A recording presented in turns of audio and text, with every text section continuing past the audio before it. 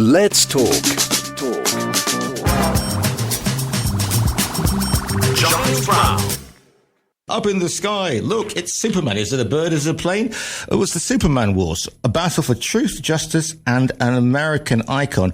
It is a fascinating book, and the struggles behind this particular tome, I just thought it was, this was the all-American story. The gentleman is going to say that there was much, much darker and much more skullduggery going on, is my next guest. He is the author of the Superman Wars. Welcome to the show, William Bernhardt. Well, William, good morning to you.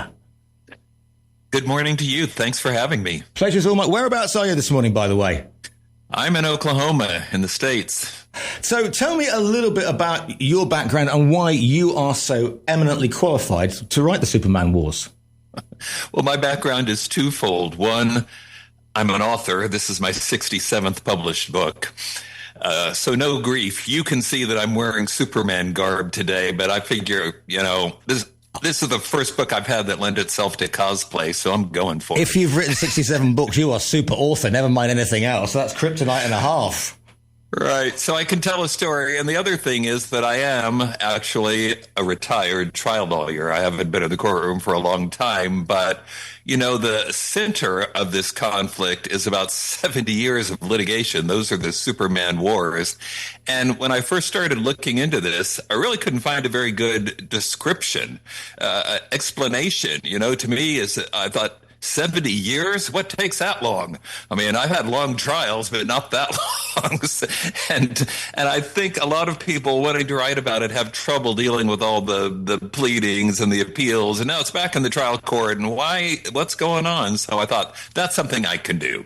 But if it were just about lawsuits, that'd be so boring. So I had to get into the characters, specifically Jerry Siegel, the guy who came up with the idea for Superman. Okay, so paint me the picture, because every generation has a Superman. I had Christopher Reeve. There are other ones, exactly. Okay, previous generations, of course, it was black and white TV, wasn't it? Really, and he was very much George Reeves. That's and a modern, the young folk, if you like, they've got Henry Cavill, of course, the actor there being so. But where is many of us, I don't think, sort of know the nucleus of Superman. Where and when is Superman first appearing then?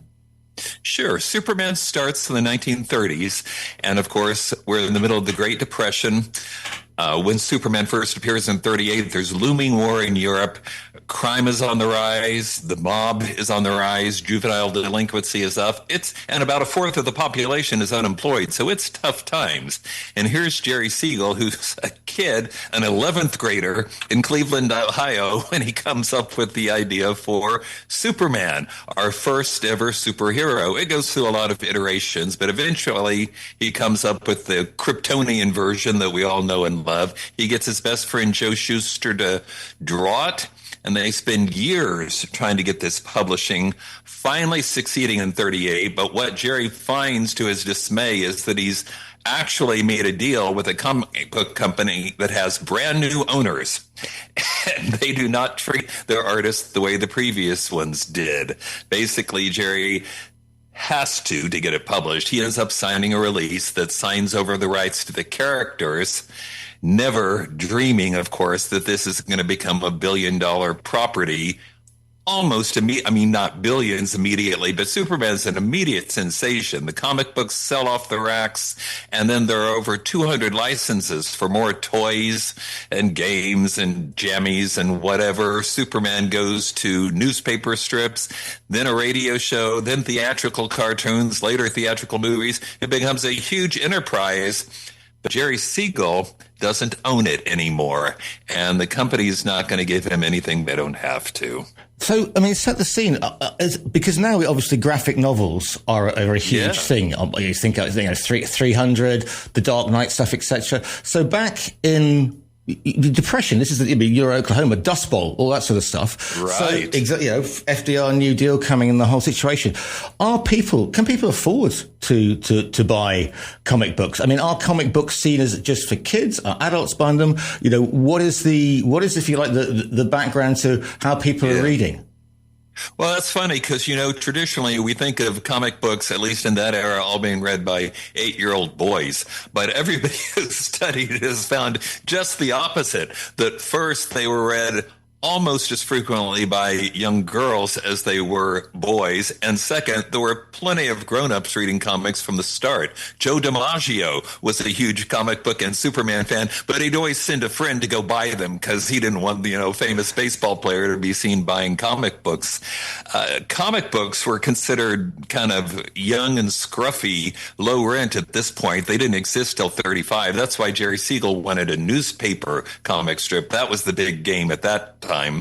And he tried every newspaper syndicate there was, and only when he couldn't get it that way, he went with the comic book, which, of course, was such a success that 6 months later, Superman was in a newspaper strip. The only problem was Jerry didn't own it anymore. Because, syndication, isn't it? That's the golden chalice. If you get it syndicated, it goes across, thousands of local, national newspapers with a voracious readership.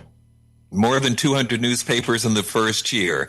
And to be fair, Jerry and Joe did make a little money in the early years till the bosses get mad at them. But not anything like what these suits are making. Harry Donenfeld and his associate Jack Leibowitz took over the company literally weeks before Superman appears. Like 2 to 3 weeks. They had no idea what they were getting. Harry Donenfeld was he was mob connected. He bragged about it. He was a rum runner during Prohibition. He'd been indicted twice for pornography. And to him, the big appeal of the comic book company, was that he could take his publishing operation, and distribution network and print something that wouldn't get him thrown into prison. Comic books seem safe. And Superman or any of this meant nothing to him until it debuted. And within a year, Donenfeld was a millionaire, and he's running around all the top spots in New York calling himself Mr. Superman, while Jerry Siegel, the guy who invented it, is not doing nearly so well. Well, I suppose the thing is, if you are, a poor kid or whatever from the middle of nowhere, and you get your comic, picked up, a comic book, you might think, okay, that's brilliant, that's it. I'm going to get some money off that. That's better than I ever could expect it. So the hard nose could have gone, well, kid, you signed the things away, you got some money. It's better than a slap in the face with a wet fish or something, or whatever could happen. You should just be happy with that. You signed the deal. Hasta la vista, baby, as somebody once said. Yeah. And some people might think that way. I think Joe Shuster would have felt like that, just, happy to be here. Jerry was not. Jerry thought, people talk about money all the time because he did make some money in the early years. That was, we're all happy to have money, right? We like to eat and stuff, but that was not the main thing for Jerry. He wanted to own his character. It was his. He came up with it. He wanted at least a seat at the table, but he found himself completely cut out. Then in 43, he's drafted for World War II. He spends 2 years serving his country overseas, comes back and finds that the company has completely taken over the Superman operation with new people, or he's hired the old ones. They've even hired his friend Joe in-house. He's got no say in anything, and worse, they've taken another one of his ideas, Superboy, a somewhat different character, Superman when he's younger in a rural setting and whatnot. Anyway, they turned that down 3 times. Jerry was trying to create a new character that he could control, so of course they weren't going to go along with that. And then while he's overseas, they run it, even though they haven't bought it. They turned it down. They haven't got any legal right to do it, and yet they run it and turn that into a successful series. So you can imagine how Jerry feels when he comes back. He feels ripped off, and so he files suit in 1947. That's the first volley in the Superman Wars.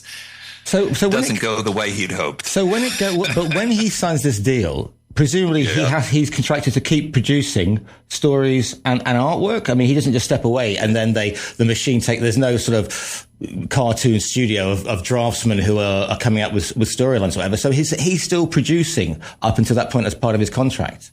Yes, he's still writing when he can. The war obviously interfered with that when he was overseas, but they worked out some accommodations. He submitted scripts in advance and ideas, and other people sat in and wrote some of the stories. But in 1947, when he files lawsuit, the lawsuit, the company first fires both he and Joe.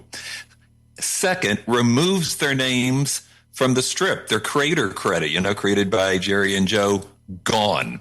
Even when they reprint old stories that had appeared before, they color over the names. So now Superman is apparently parentless, and the artists who gave the world this gift have been obliterated. They've been erased from the record. So, I mean, who's coming up with the storylines? Because obviously the history is full of people who take over, money men who take over something creative and then they just wreck it.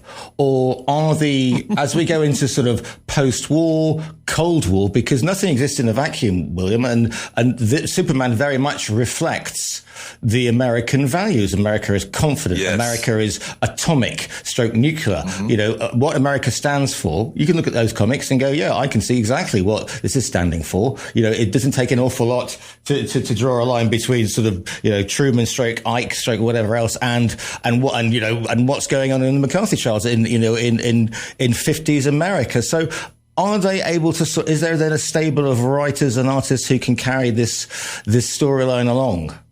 Oh, sure. They hired lots of other writers who can. I mean, I would argue none of them were as good as Jerry Siegel. And it's interesting that this is covered in the book. I won't go into the details. Yep. But in 59, he starts writing Superman again, but anonymously, getting paid the same pitiful rates that all the other comic creators are getting. And they are without question the best stories of the era.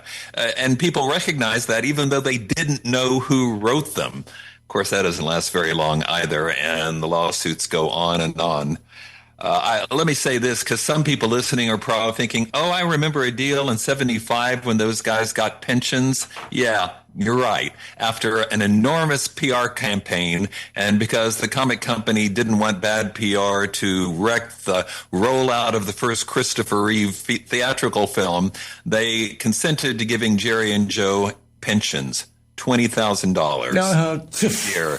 Basically, no, it was what they were paying their secretaries or assistants, we would say now, at that time. That's what they gave the creators of Superman.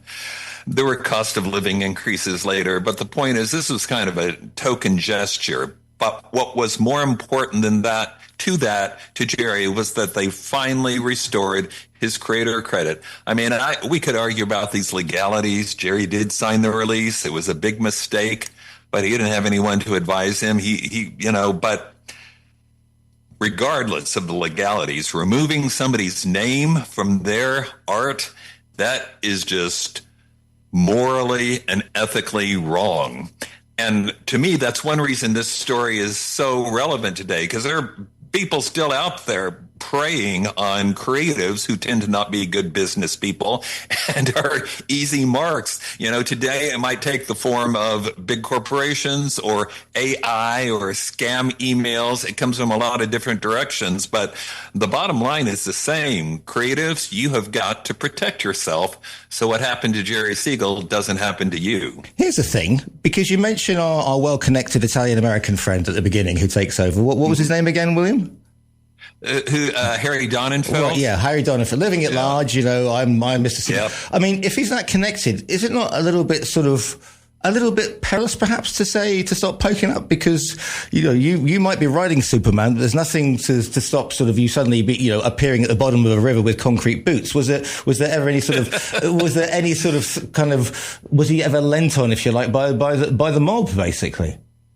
No, Harry owned the thing, but he didn't mess around with it that much. Right. Jack Leibowitz, his business associate, handled the day-to-day operations. And this is covered in the book. There's 10 years of litigation between Jack and Jerry Siegel, and Jack is just abusive. I mean, he knows he's talking to somebody who has no business experience. Jerry's father passed when he was 17. He had nobody he could ask for advice or business or investment or anything. And Jack knew that. And he's just rude. He's critical. He constantly threatens to fire Jerry and Joe, despite the fact that they've supposedly got this 10-year employment agreement. I don't know what the good of that is when the guy is constantly threatening to fire you. And they ultimately do fire them before the 10 years runs out, and You know, they just treated these guys in a pitiful, abusive way, and eventually Jerry Siegel just got sick of it. Whether it was a smart, as a lawyer, I look at these lawsuits and I think, Jerry, I could have won this. Why didn't you bring this to me? The goods were there, but he was clearly outlawyered. And, Donenfeld preferred to go on the road. He took care of the distribution network. He'd go schmooze distributors so that they'd put his magazines up front and center, while Jack stayed home and did all the hard stuff. Is it so? But is our hero? Is it just a little guy being a terrier? He won't let go. He doesn't get bitter. He doesn't sort of. I mean, does he end up? Does he end up at the bottom of a bottle going, this is my magazine, this is my cat? Because that'd be very easy to, wouldn't it? Becoming, and others would say, well, why don't you go off and write? I don't know, if it's not Superman, Mega Man, or Brilliant Man. But I suppose that he just thought, no, this is my thing. This is my Superman. Yeah, no, he continued to write the whole time in between, and he had a hard time finding work. He wasn't going to get work with the Superman company, what we now call DC, but he wrote for other people constantly. There's this myth, I think, that Jerry kind of sat around and whined for decades. Not true. He was not only married, he had a daughter at home. He was working hard. He wrote stories for anybody who'd take them. He did more than 170 stories for Italian Disney, for Donald Duck, and Huey, Dewey, and Louie, and those guys. He just wanted to work as a writer, and he did that as long as he could, but you couldn't make much money in the business at that time. It wasn't just Jerry. Nobody could. That's why people have called what happened to Jerry Siegel the original sin of comics. Because, basically, if you can treat the creators of Superman like that, you can treat anybody like that and get away with it. And that's why it was so hard for creators to make a living in the comic business for decades. And not only that, Superman more than anything else, I mean, that goes to Saturday morning TV, Saturday morning cinema, which is, big thing in, obviously in the 50s, picture houses, etc. in the UK as well. I mean, we used to go and watch Flash Gordon, for goodness sake, and Champion the Wonder Horse. Right. And then, of course, the 70s come. And it's the big box office movie. So Star Wars breaks the mold. People want fantastic films. They don't want to have, they don't want to have, Jaws. They don't want to have The French Connection. They want to forget about all the troubles. And so Superman comes out and there's a change in the copyright wall. And then rather than making tens of thousands, suddenly there's potential for them to make absolute millions. Yeah, people realize that comic book characters have value beyond the comic books themselves and occasional reprints. If they can go into television, like the George Reeves series in the 50s, or the movies, like the Christopher Reeves series starting in the 70s, then these guys are worth a whole lot of money. And of course, now it's even greater with the Marvel Universe and the new movies from DC Studios. These guys are this is the fact. Superman makes for Warner Brothers, that's the parent company of DC Company, makes $450 million a year on average. One way or another, whether it's the comics or a show or toys and games and all that kind of stuff. This is a billion-dollar property, which explains why people were fighting over it for so long. I will say this. I probably made this all sound very depressing because I want it to be a cautionary tale for creatives, but the book does lead to if not perfect, a happier ending. So if you're sitting out there thinking, I remember when they got pensions, I already know this story, you so don't. There's 50 more years of conflict following that. And also, because as he gets older, in the 70s, I mean, he's becoming, he's reaching the golden years. He's got a family, he's got a wife, and he wants to be very careful, doesn't he? He doesn't want to blow it out of the water because he knows if he loses, if he brings a case and it all goes pear-shaped, as we would say in the UK, it all goes horribly wrong. He's got a wife, he's got a daughter, two daughters, and he wants them to be provided for because otherwise they're going to be left stranded. Yeah, exactly. I mean, his daughter Laura was born in 51.